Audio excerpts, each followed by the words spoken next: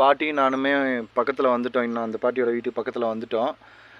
ஆக்சுவலாக வந்து பாட்டி அவங்க வந்து அண்ணன் தம்பி அக்கா தங்கச்சி எல்லாம் நிறைய பேர் இருக்காங்க. அவங்க வந்து ரொம்ப பாசமாக இருப்பாங்க அவங்க மேலே.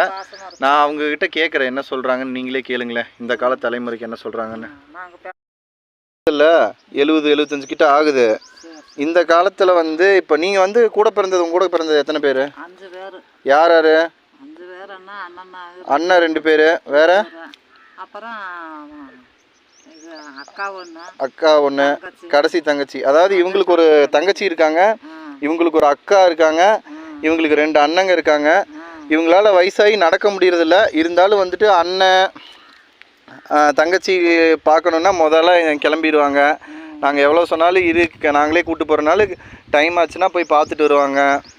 அண்ணன்னா அவ்வளோ மரியாதையாக இருப்பாங்க. அண்ணனாலே பயந்துப்பாங்க இன்னுமே. சரி சொல்லு, இந்த காலத்தில் நிறைய பேர் சண்டை கட்டிகிட்டு இருக்கிறாங்கல்ல, அண்ணன் தம்பிக அக்கா தங்கச்சிங்க எல்லாம் சண்டை கட்டிகிட்டு இருக்காங்க. நீ யார் கூட சண்டை கட்டாமல் போய் பார்த்துட்டு இருக்கிறீல. நான் இந்த காலத்து தலைமுறை எப்படி இருக்கணும்னு நினைக்கிறேன்? நீ இந்த காலத்தில் யார் அப்படி ஒத்துமை இருக்கிறாங்க? நாங்கள் அந்த காலத்துலேருந்து இந்த காலத்து வரைக்கும் நாங்கள் சண்டை போட்டதே இல்லை. ஒருத்தர் தண்ணி போட்டுக்கிட்டு இப்போ இருக்கிறதெல்லாம் எப்படி சண்டை கட்டுறாங்க? நாங்கள் சண்டை கட்டினதே இல்லை.